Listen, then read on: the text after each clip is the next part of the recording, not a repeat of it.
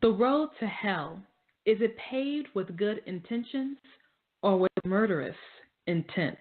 Coming up next, right here on The Right Stuff. You are listening to the best, the only place to be on Tuesday night. That's right, you're listening to The Right Stuff, and you're at the right place at the right time. From England to Canada, from Detroit to the Poconos, we are showcasing Christian authors worldwide, giving you tips, tools, techniques, and resources for you, the writer, to hone and perfect your craft. Tune in every Tuesday at 7 o'clock p.m. Eastern Time right here on WPJC 104.5. And your host, Parker J. Cole. Hi, and welcome to the show. I'm so glad you are here for this edition of The Right Stuff. It is almost the end of the year. Can you possibly believe how much has happened in such a short space of time? And we're already going to hopefully rewind the clock again for next year. I can't help but think of those souls who are dealing with so much hurt and harm and pain in Las Vegas. Definitely our heart and prayers go out to them. But I kind of think again of how appropriate our topic is today to talk about hell. And we're going to be talking about hell with my guest co-host and contributor, Jess Hanna. He's a wonderful author. I love his books and his work, and we'll be talking to him in just a few moments. My newest books will be coming out this month, A Time to Say Goodbye, and my short novella, Java Blend, part of the Java Cupid series, coming out next week. So I'm really looking forward to your feedback on those books. Let me know what you thought about it. As always, if you want to call in and talk to my guests, you can call in at 646-668-8485 and then press 1 to be live on air.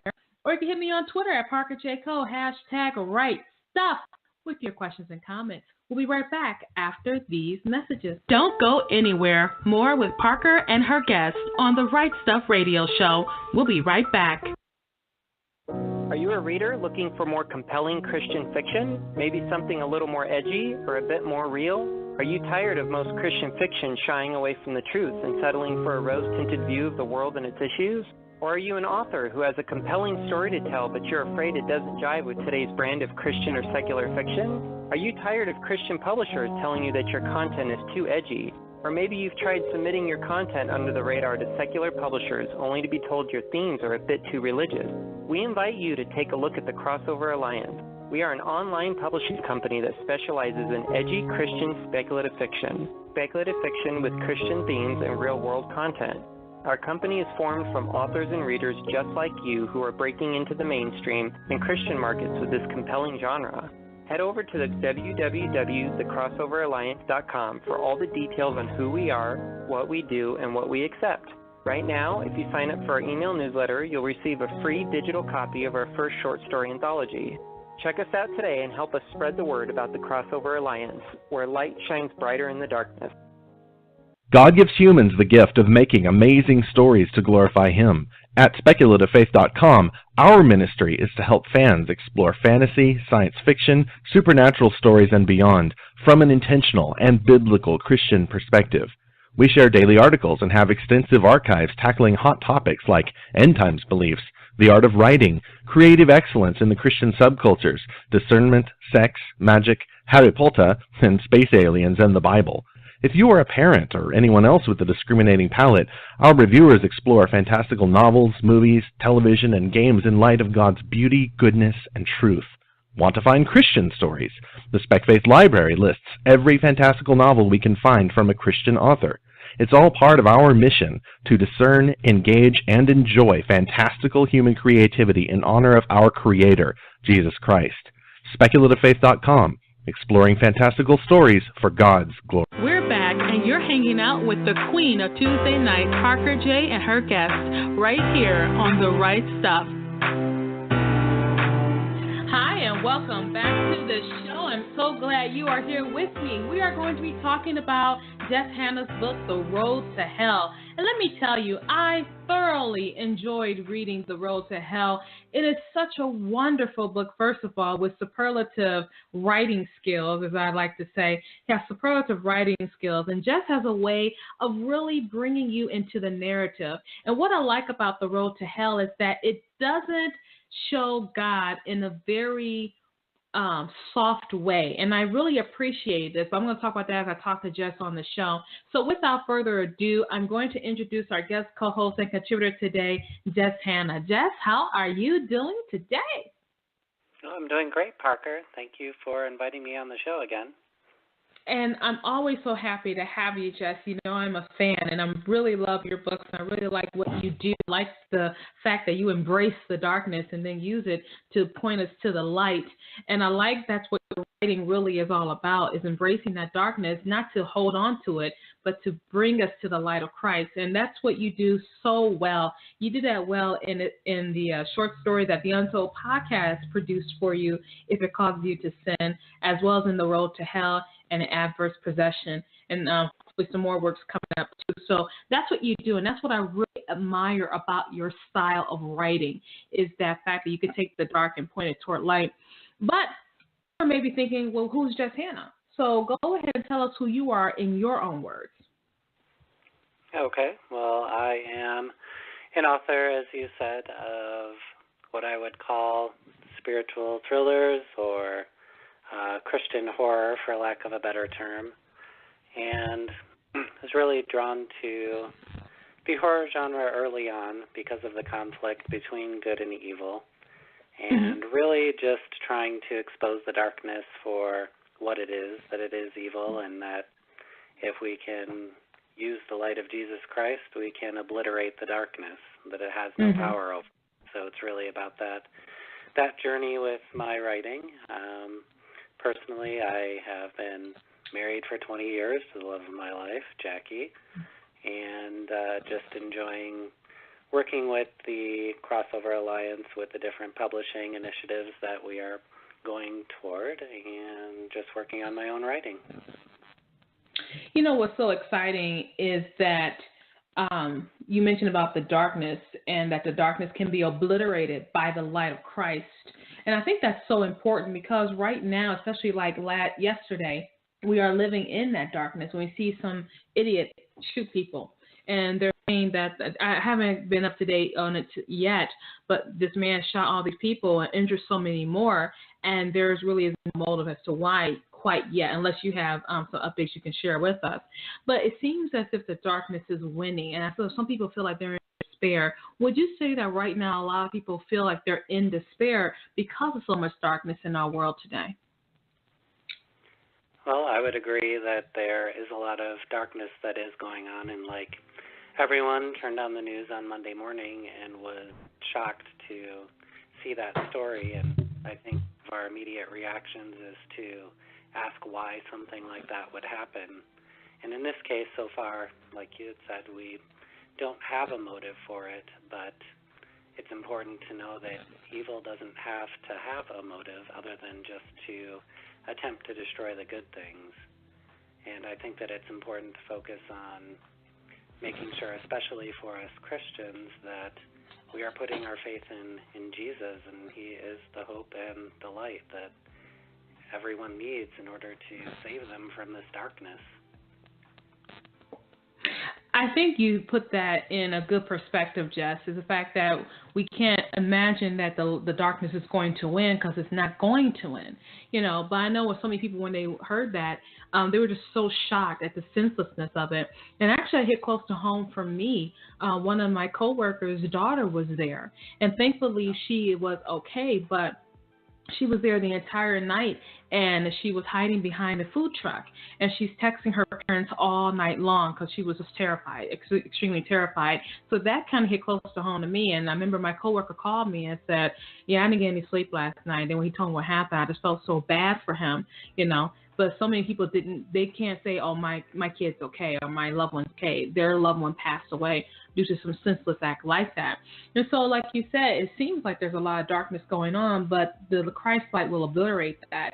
And one of the reasons why, and I put on your Facebook, Jess, one of the reasons why I said I think our show is so apt today is because when we talk about hell, people are saying that it's just a metaphorical thing. It's not a literal thing. It's an allegorical thing. But you are advocating for a literal hell in your book, and I think that's important. And so what I want to do is kind of dig into the book first, and then I'm going to just kind of ask you some questions. So on the surface, we have a man. The book, actually like this. The Road to Hell, which is Jess's book, starts off with the day from hell. Okay? So it starts off with this poor man gets into a traffic accident. You know what, Jess? I got to ask you this. Do you think traffic, and I'm being facetious when I say this, you think traffic is a sign of hell? You know what I mean? When you're in traffic and you're trying to get from point A to point B, and all these cars are not moving, and you're trying to get to where you're going, you can't get to where you're going. And because of traffic jam, he got caught up, missed his meeting, and all this other kind of stuff. So what kind of started you off with writing it from a traffic jam? Well, I think it's one of the things that most people can relate to, being stuck in traffic, and then also we're all in such a big hurry, and just one little thing can go wrong and set things going into the wrong set of circumstances, and then our day is completely different than when we started out. Yes. Oh, that poor man. Lucas went through so much stuff, y'all. And what I want to encourage you to do is get a copy of The Road to Hell. It's on Amazon. Make sure you get a copy of this today, because I really think you're going to enjoy it. Like I said, it's not for the faint of heart, because Jess is really depicting a literal hell. Now, was that hard for you, Jess, when you were depicting hell? I mean, where did you get your research from? Was it from other people's episodes and experiences that you may have heard of? Was it from, of course, reading the Bible? And, where did all of it come from? Well, the inspiration for my depiction of hell did come from portions of the Bible, and then also researching some people's experiences who have claimed to have died and gone to hell and things that they have seen, and then also just a bit of my own imagination thrown in there to put myself in that situation and describe what it would be like, what would be around me. And obviously we have some description of what hell is like from the Bible, but there's a lot of things that are vague, and also I think a lot of it is cloaked in mystery and darkness, and hopefully I trade that in the book. Yeah. One thing about your depictions was that they were quite horrible, which is probably the whole point, Jess, that you wanted to be quite horrible. You don't want to, and I think too much, like right now, have you watched the show Lucifer by any chance? I haven't watched it, but have you watched the show Lucifer or no? No, I haven't watched that show. Okay. Because Lucifer, I think the premise is that Lucifer is helping out the police solve crimes or something like that. I think that's the premise. I really don't know. But here we are in today's world. We're trying to make it, Lucifer's not so bad. Satan's not so bad. Hell's not so bad. If anything, heaven's so bad because we're so perfectly boring. And we're trying to make it look like hell is more exciting. Do you see this trend in our society to minimize hell in order to deceive people from thinking hell is not that big of a deal? Well, I do think that it has been an issue, at least in some parts of society, almost celebrating the idea of hell and torture, and like you said, creating a show like Lucifer, where Lucifer is essentially the hero. And I think a lot of that just goes back to early on in the church with people who tried to essentially turn away and worship Lucifer as the bearer of light, which was true at one time, and it's just a severe twisting of the intention of the Bible. And also, as far as the comment about heaven being boring, I have to admit that I used to think that for a long time. It's like, what am I going to do in heaven? And then start diving into the Bible and the different things that are going to happen, when we do go to heaven, or even before that. And I mean, it's something that we cannot even possibly imagine. I don't even know how we would consider being bored once we're there. I appreciate you saying that, because, we were talking about hell today.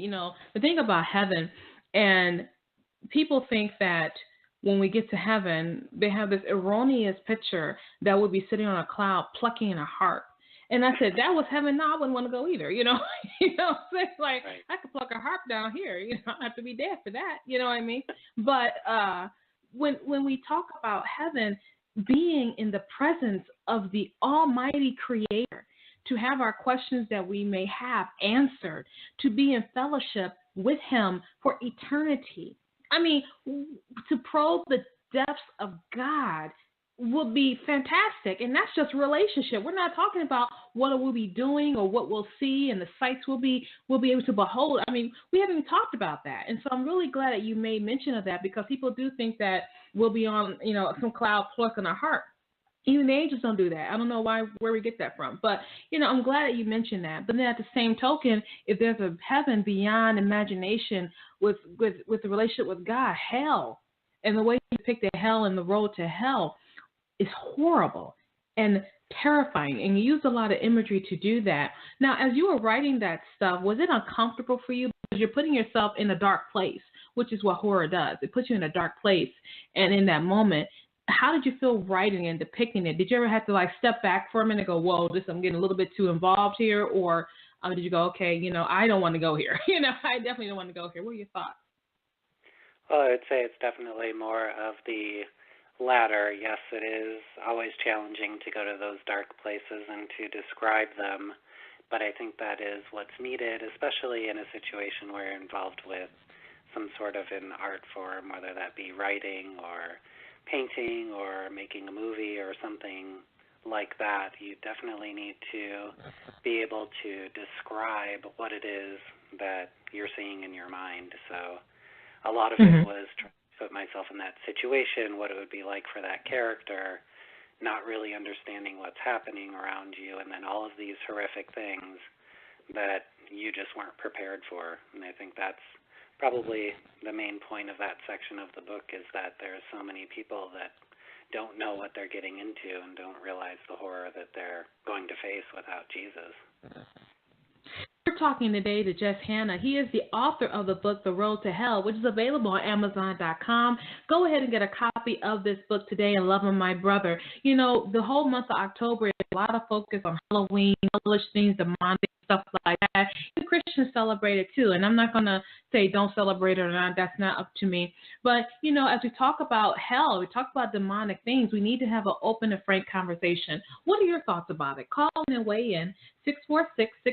646-668-8485. Press 1 to be live on air. Or hit me on Twitter at ParkerJCo, #RightStuff, with your questions and comments. We're going to go ahead and take a quick break. We'll be right back after these messages. Don't go anywhere. More with Parker and her guest on the Right Stuff Radio Show. We'll be right back. If you are an author looking to gain visibility for your books, then AuthorShout.com is the place to go. We have a wide variety of affordable products and services to include a member zone that will help you get the word out about your books. Our team here at AuthorShout.com specializes in creating stunning digital products to include book banners, teaser videos, book trailers, book covers, and a whole lot more. So what are you waiting for? Stop by AuthorShout.com today and let our team connect you with a world of new readers.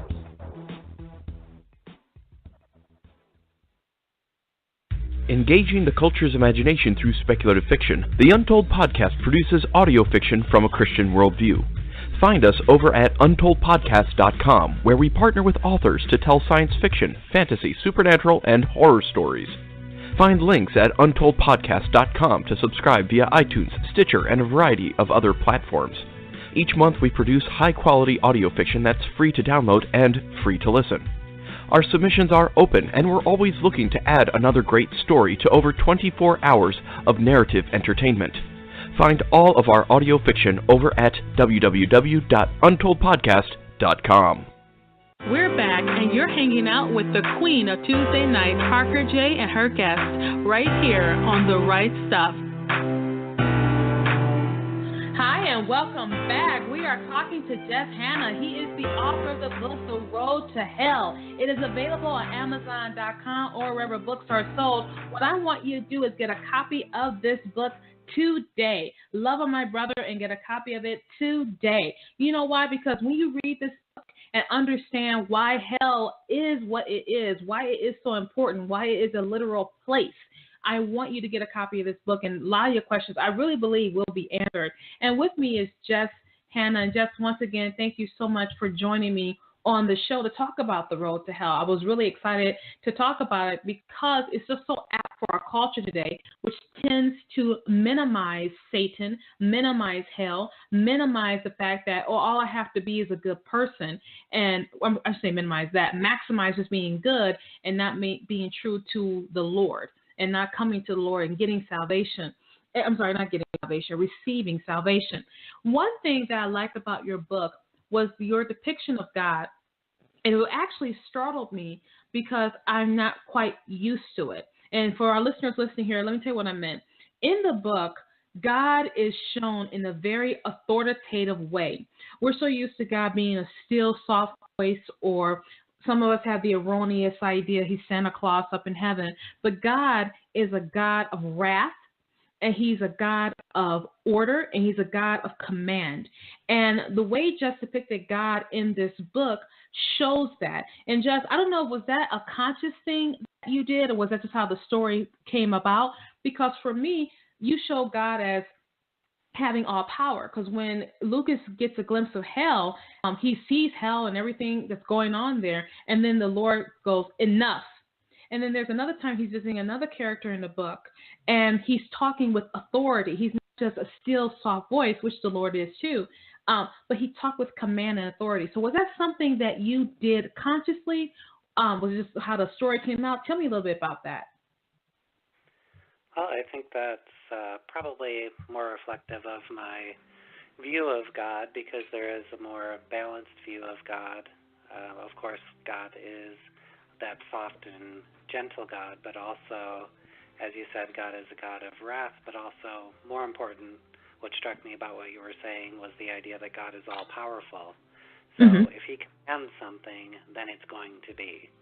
So, a lot of times we think maybe we have control over certain situations in our life, but if God commands something to be so, it will be so, because he has all power and all authority.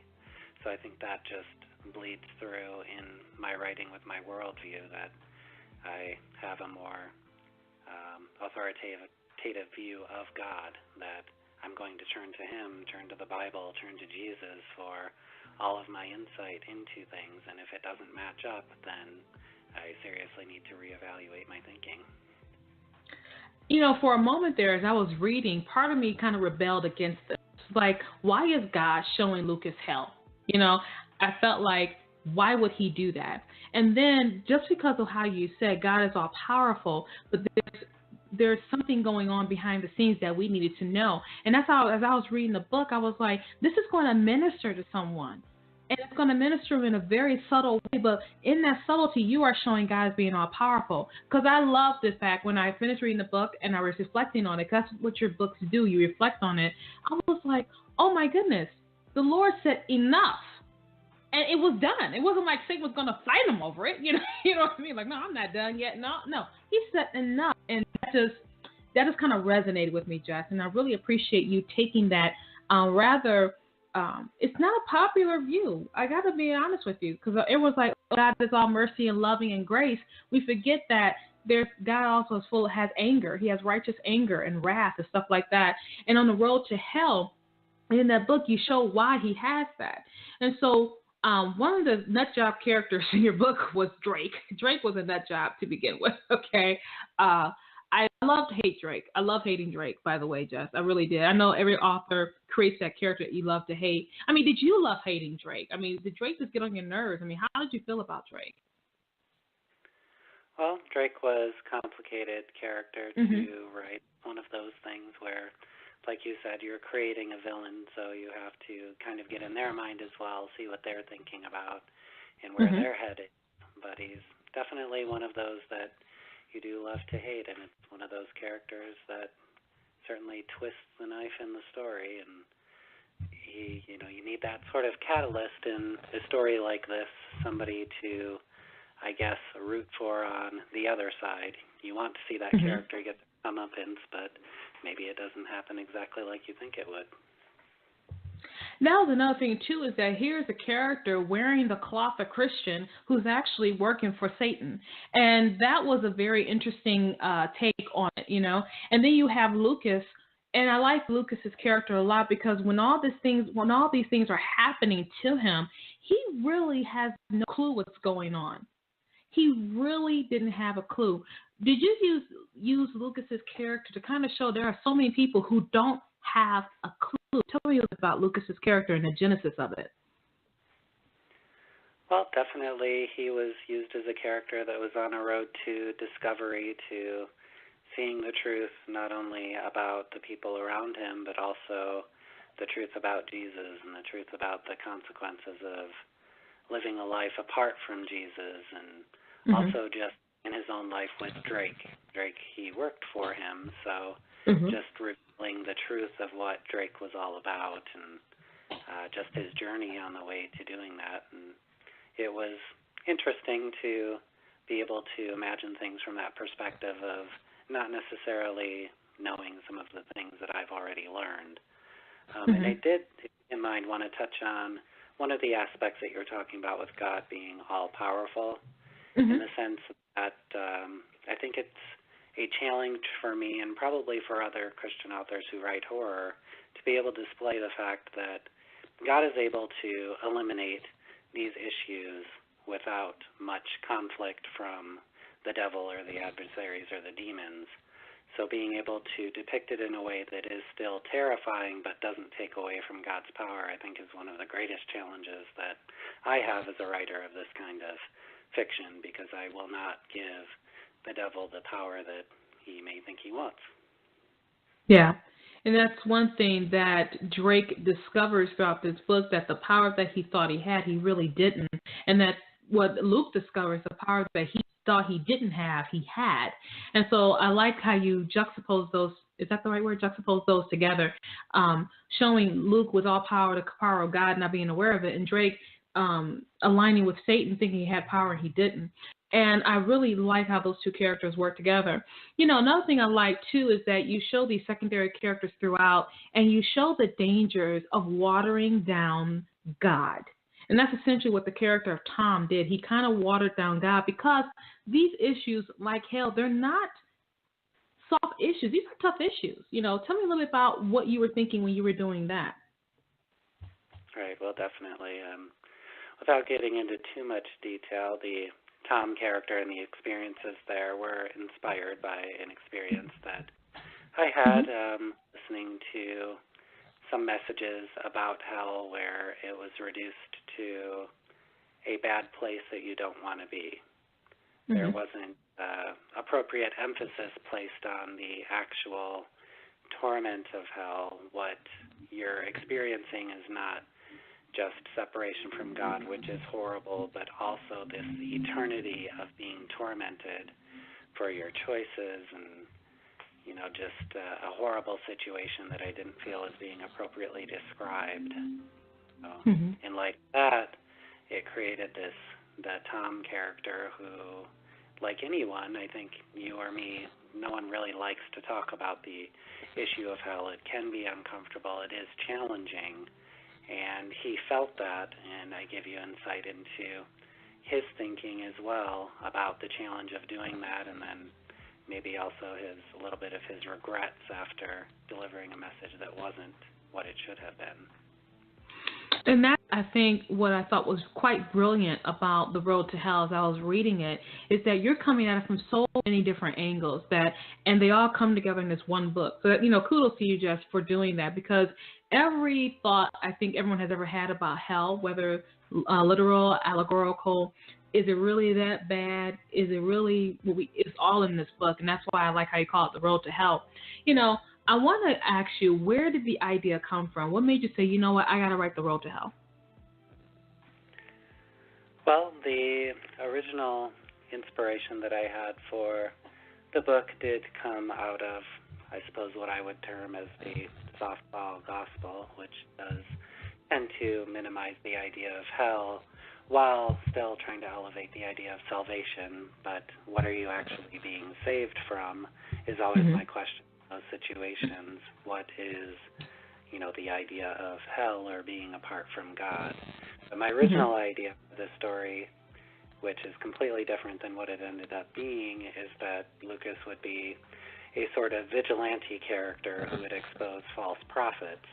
And of course, the story is much different than I originally envisioned. Yeah. I think a part of that is getting myself into the character's journey and just basically writing that as it goes along. I appreciate how you put that there. Why, in your opinion, is it important to make hell literal? Why we should take it literally? And I'll tell you my reasons, but I want to hear yours first.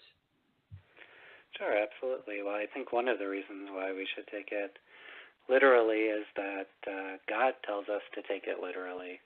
In fact, I know one of the most common sayings is that Jesus talked about hell more than anyone else in the Bible. And, for example, one of the verses, Matthew 25:41, says, "Depart from me, you are accursed, into the eternal fire prepared for the devil and his angels." I mean, that sounds pretty terrifying, and those are the words of God. So I definitely am a person who takes these scriptures literally, and I believe that, as described, there is a place called hell. And I like how you mentioned that, and I concur with that. If God mentioned it that it was there, then He's not going to lie to us about that. Because I got thinking, why would Jesus die if there wasn't hell? Do you know what I mean? It's like, if there wasn't a hell, why die? I mean, He died because He loved us, but why die? Because we're just going to be separated from God into like annihilation or into some kind of darkness that, well, we just want to be next to God, we just walk in the road alone. Some people say, well, I can go for that. I just won't be with God anymore. But there's a cost for that. And a lot of people have a difficult time with hell. Now, one thing that I want to ask, this is your own opinion, just with your own opinion. A lot of people feel like, well, am I really going to be in eternal torment for something I did temporarily? Why do people go to hell, Jess? Well, that's a pretty big question, but I think that narrowing do it in 2 minutes. No, I was joking.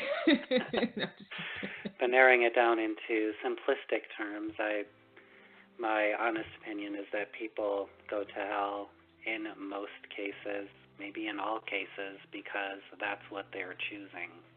I think especially in the United States, there is so much information available about the gospel, but I think there are many people who turn away from that. They're not interested in the things of God or learning about the truth. They just want to live their lives and either have a good time or just be left alone.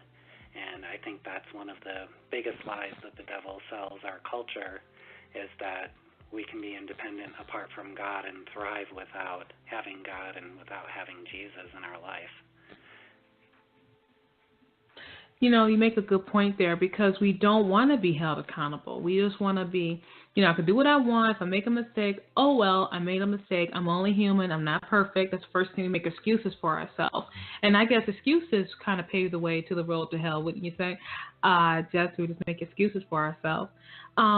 The thing I like about the road to hell is that it's kind of being told from an omniscient point of view, because there's a scene in there.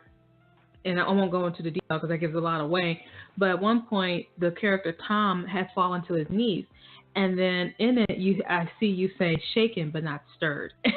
And I saw that because we can be aware of something, but we may not be affected by it just yet. And that kind of is what happens with Lucas. He has this horrible visitation to hell, but he's still not quite there. What is it that holds us back from really being committed to our Lord? The Lord can show us something as dramatic as hell, like for Lucas. He showed him hell, but it still took more than just seeing hell to draw him to the Lord. What is it that holds us back from that?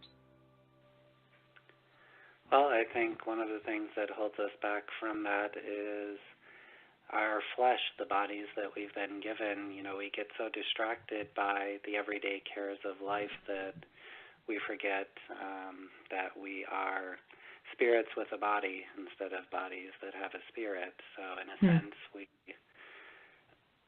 just sort of live our lives and move along. And I don't know if that is because maybe we're ignoring the promptings of the Spirit to pay attention to God, or how that relationship works. But obviously here at this time we're seeing through the glass dimly. We don't see the whole picture. So I think it is challenging for us to always be focused on seeking God and trying to seek His will in everything that we do in our everyday lives. We're talking today to Jess Hanna. He is the author of the book, The Road to Hell, which is available on Amazon.com. I see those of you holding on in our queue. If you want to ask Jess a question, simply press the 1 button. We'll be glad to take your question or comment. For those of you listening in, you can call in at 646-668-8485 and then press 1 to be live on air. Or you can hit me on Twitter at ParkerJCole, #RightStuff, with your questions and comments. We're going to go ahead and take another quick break. We'll be right back after these messages. Don't go anywhere. More with Parker and her guest on the Right Stuff Radio Show. We'll be right back. The Speculative Fiction Cantina is your weekly hypodermic injection of science fiction, fantasy, horror, alternate history, and things weird and wonderful in the world of books and writers. You'll hear from writers who bend the rules and drive the narrative. We ask authors the hard questions. We do the show in our pajamas. Join S. Evan Townsend on this journey over the rainbow and through the looking glass. The Speculative Fiction Cantina on Rightstream Radio every Friday at 6 p.m. Eastern. Engaging the culture's imagination through speculative fiction, the Untold Podcast produces audio fiction from a Christian worldview. Find us over at untoldpodcast.com, where we partner with authors to tell science fiction, fantasy, supernatural, and horror stories. Find links at untoldpodcast.com to subscribe via iTunes, Stitcher, and a variety of other platforms. Each month we produce high-quality audio fiction that's free to download and free to listen.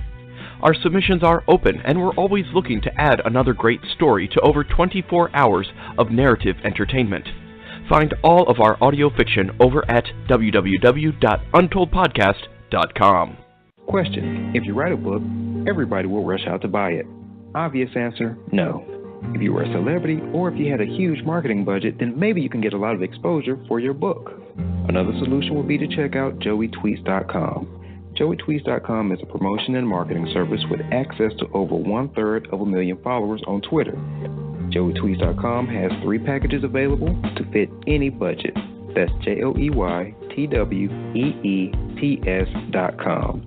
joeytweets.com. Get some serious exposure for your books. We're back, and you're hanging out with the queen of Tuesday night, Parker J. and her guest, right here on The Right Stuff.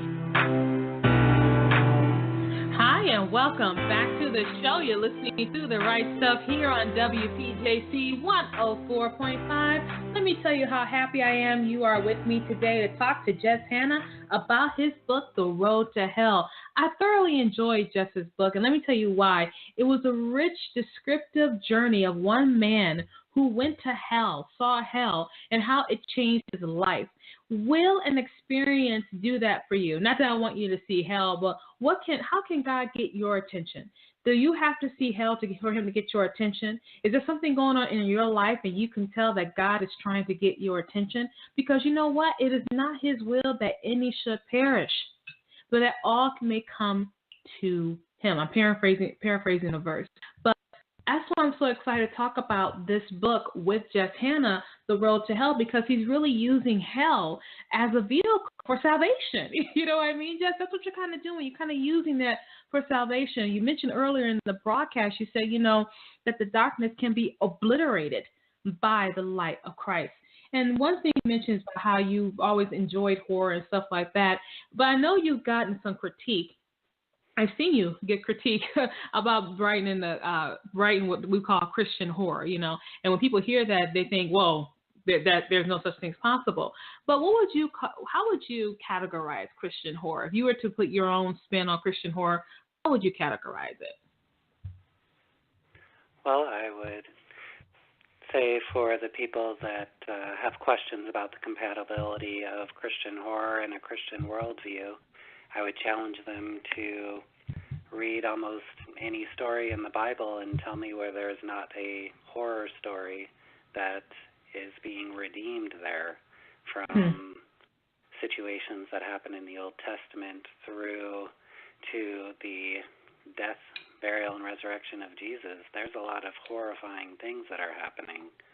And it's easy for us to read these stories from a distance and not really place ourselves into those situations and what those people must have been feeling or thinking.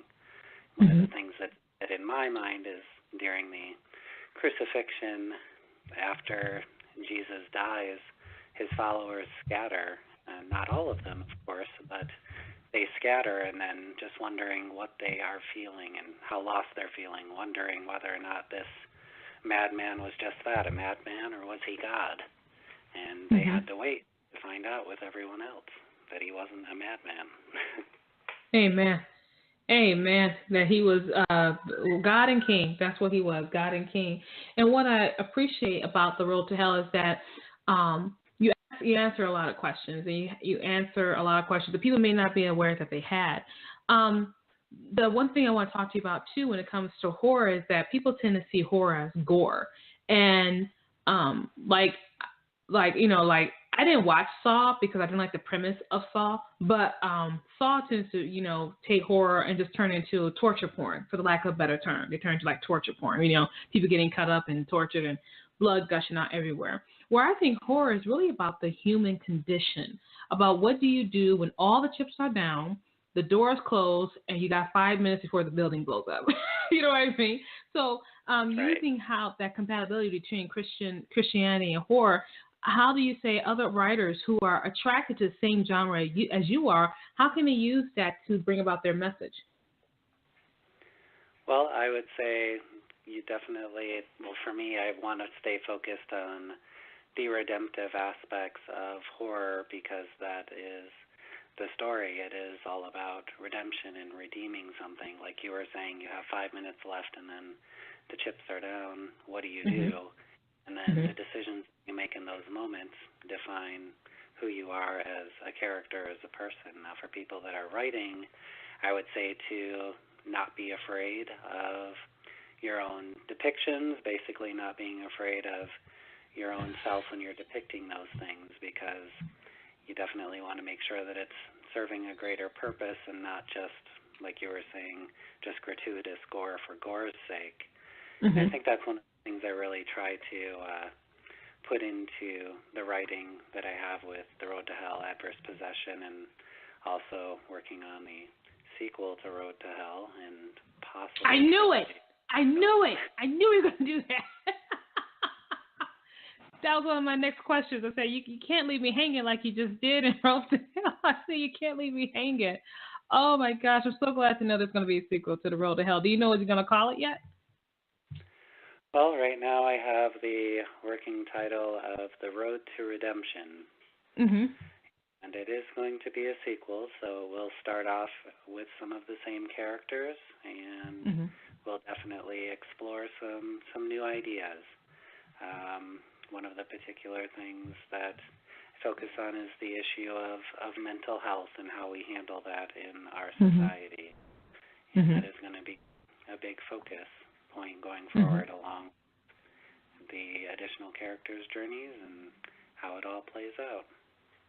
I commend you on that. Mental health is a serious issue the church really needs to take the banners up on and talk about, because so many of us, our loved ones, are dealing with mental health issues, whether or not it's depression, bipolar, Asperger's, autism, whatever type of mental disorder you may have.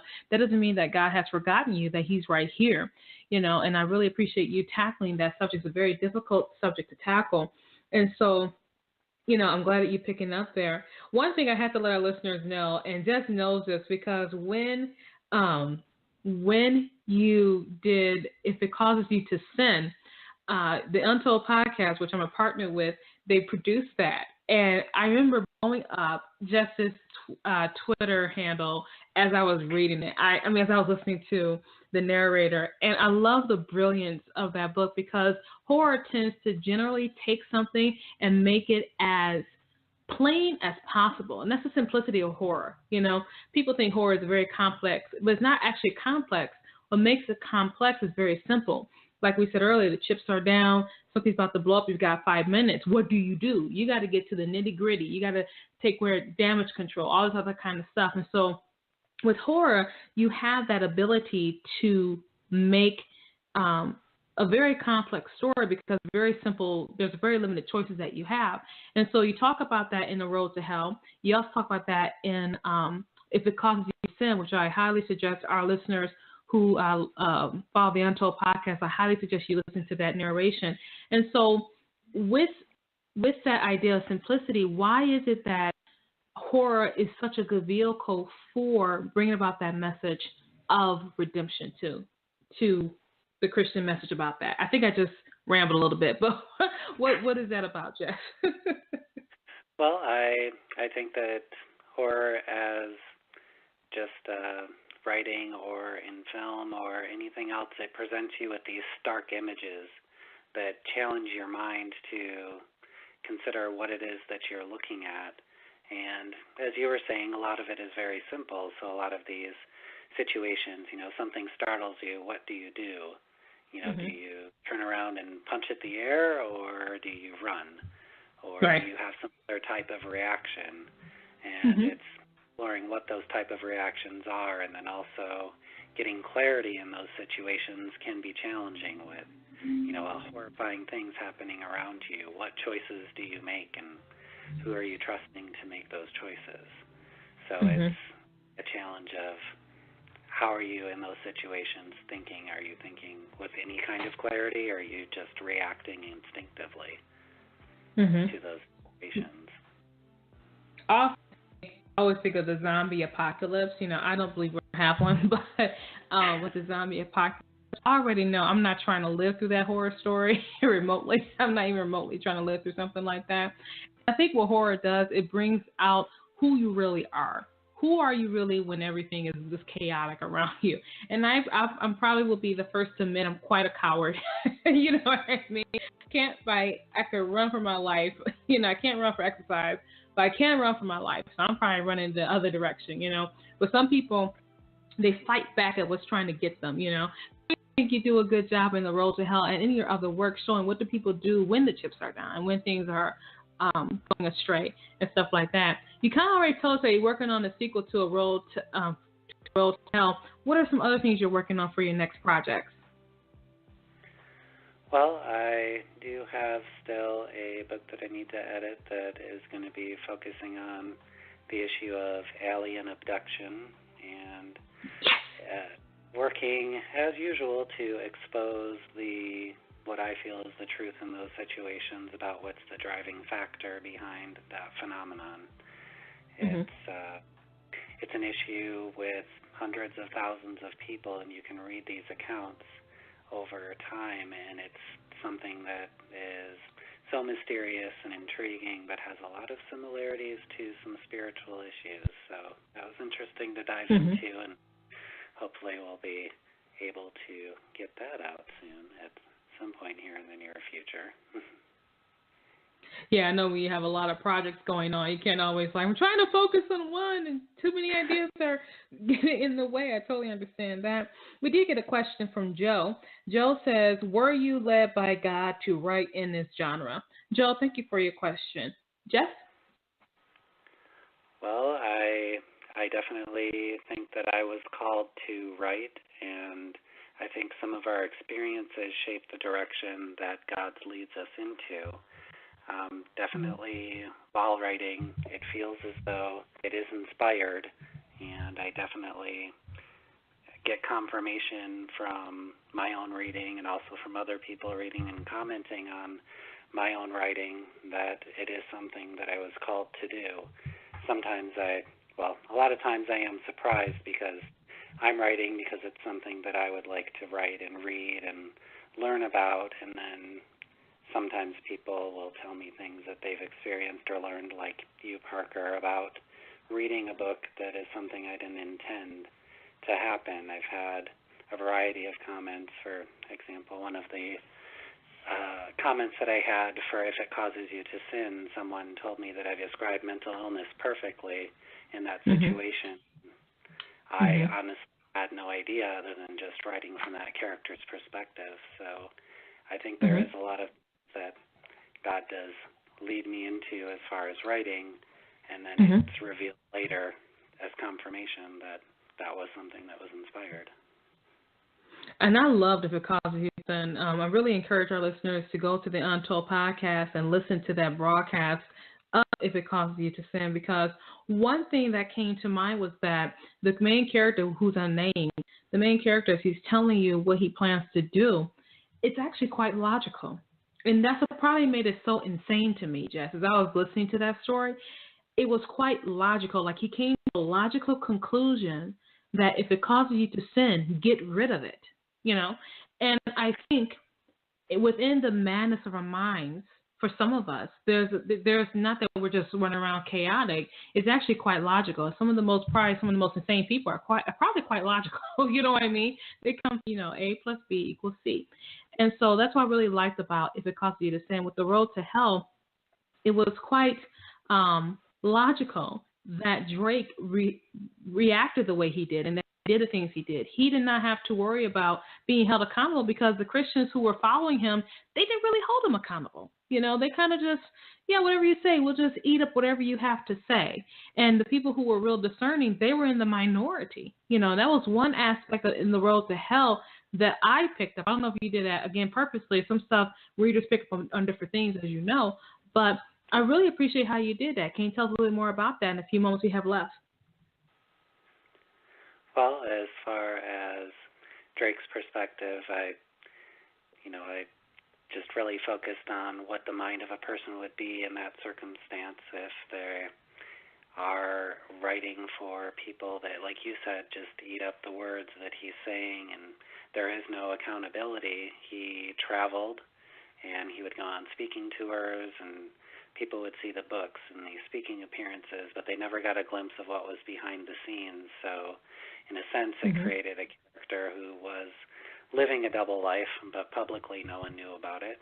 Privately, people were aware of this double life, and just really working to think about the mind of that kind of a person, what would drive them, whether it's vanity or their own ego or just the adoration of their, for lack of a better term, fans that really have been following Jesus and were following this man. So I think that was the main takeaway I was trying to drive home there, is that you should definitely be following after Jesus and not after every preacher or slick-talking person that comes along, but to really focus on following after Jesus.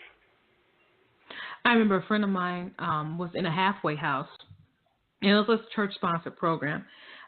But he said he would be listening to these preachers, and the only thing he could think of, it was like, it's like a snake oil salesman. That's what he told me. He said, there is no way around. They said, well, if you give $500, you'll get this. And he was like, I'm in a halfway house.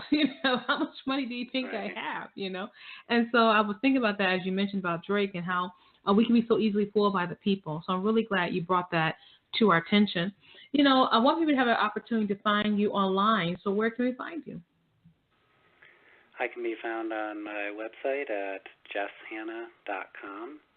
I also have my Facebook page, which is, you can find me searching on Facebook, Jess Hannah. You can also find me on Twitter at Jess Isaac Hannah. And you can also find my work on Crossover Alliance website, crossoveralliance.com. And you can also find my work and books on Amazon and any other sites where you're looking for books or any writing. Jess, this show is always about encouraging authors to pick up the pen and write. And in particular, you write about horror and you write about dark stuff. And I know you're not the only one who likes that type of genre. They're saying, how can I bring my love for horror into the Christian worldview? And you've done that so aptly by and still keeping true to the genre itself. So in a few moments we have left, I want you to encourage those authors out there who want to write dark stories to pick up the pen and go ahead and do that. Oh, definitely. I would say to those writers, and especially in the Christian community, I think there's some tendency to want to hide that part of a person if they're interested in the darker things or, more of the horror aspects, but just to write from, for lack of a better term, from your heart with a focus on the truth of God. And if I truly believe if God does live in you through Jesus Christ, that writing is going to come out, your worldview is going to be revealed, regardless of what you attempt to write. And I truly believe that there are many people that would be helped by reading these stories, these tragedies that happen every day. We live in a world that is fallen and broken, and I think there's a lot of tendency to whitewash that, so we want to reveal that darkness in order to get to the light of Jesus Christ that can obliterate all of that, as I had said earlier. So I'd really encourage those writers out there that are listening that may be discouraged just to keep writing and get your work out there and find other people in your network that you can work with. I've had some wonderful people that I've been able to work with, David Alderman with Crossover Alliance, Mark Carver, Nathan James Norman with the Untold Podcast, Deborah Williams, and others that have been involved with the Crossover Alliance. And also I have to give major credit to my wife, Jackie Hanna, for all of her design work on the website and cover art and just the great graphics work, and also the frank feedback that she gives me on my writing. I definitely wouldn't be where I am as far as storytelling without her frank feedback and assistance in making the stories the best they could be. And Jackie, thank you for giving all that encouragement to Jeff, because I really enjoyed reading his book. I really enjoyed it. So all that just works together. And Jess, once again, thanks for being with me on the show. Thank you so much for letting me highlight the road to hell. And I cannot wait to have you back real soon. So thank you for being with us today. Oh, thank you, Parker. I really enjoyed it and look forward to being on again. And we were talking today to Jess Hanna. He is the author of the book, The Road to Hell. It is available at Amazon.com or wherever books are sold. You definitely want to get a copy of this book. Like I said, you're going to thoroughly enjoy it. It's got a lot of great reviews. Make sure you add yours to the list when you when you buy it today. So make sure you get a copy of Jess's book today. And you can also follow him online at JessHanna.com. Make sure you let him know how much you enjoyed his book, or if you got any questions for him, make sure you do that. What I really like about Jess is that he is very open and frank about liking the horror genre. For those of you who like horror and darker stories, so you have the gift and God's given it to you, go ahead and use it for his glory. One thing Jess said in the broadcast is that he uses his love for horror and show the redemption of it. Maybe you can do the same thing too. If you need help, give him a call and ask him, or drop him an email and ask him. Thank you so much for joining for this edition of The Right Stuff. I'm the queen of Tuesday nights, Parker J. You have a wonderful, absolutely glorious, blessed day. Thank you for joining us for this edition of The Right Stuff. Follow Parker online at parkerjcole.com. To hear this show and other shows, visit the show archive at therightstuffradio.wordpress.com. We'll be back same time next week, 7 p.m. Eastern Time.